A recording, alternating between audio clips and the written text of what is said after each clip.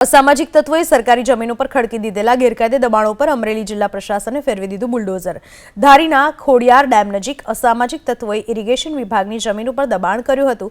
રામામેર અને કાનામેર નામના ગુંડા તત્વો સરકારી જમીન ઉપર ગેરકાયદે મકાન બાંધીને ખેતી પણ કરતા હતા। પ્રશાસને આજે અસામાજિક તત્વોએ બાંધેલા ગેરકાયદેસર મકાન ઉપર બુલડોઝર ચલાવી સરકારી જમીન ખુલ્લી કરી હતી। કોઈ અનિચ્છનીય ઘટના ન બને માટે પોલીસનો પણ ચુસ્ત બંદોબસ્ત ગોઠવવામાં આવ્યો હતો। બંને અસામાજિક તત્વો વિરુદ્ધ પ્રોહિબિશન અને મારામારી સહિતના અલગ અલગ પોલીસ સ્ટેશનમાં 8 જેટલા ગુના નોંધાઈ ચૂક્યા છે। 113 જેટલા અસામાજિક તત્વોની યાદી ગૃહ વિભાગને મોકલવામાં આવી છે। ત્યારે અસામાજિક તત્વો દ્વારા જે પ્રમાણે સરકારી જગ્યા ઉપર દબાણો કરવામાં આવ્યા છે તે દબાણો હટાવવાની કામગીરી હાથ ધરવામાં આવી છે।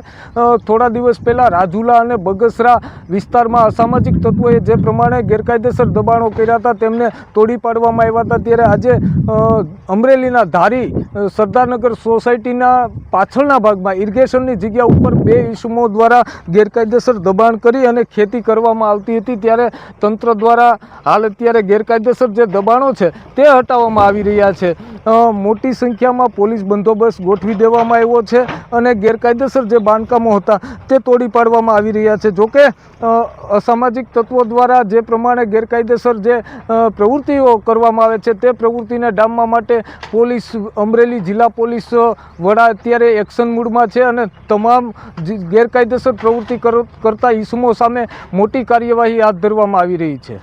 હરેશ કુમાર, એબીપી અસ્મિતા, અમરેલી।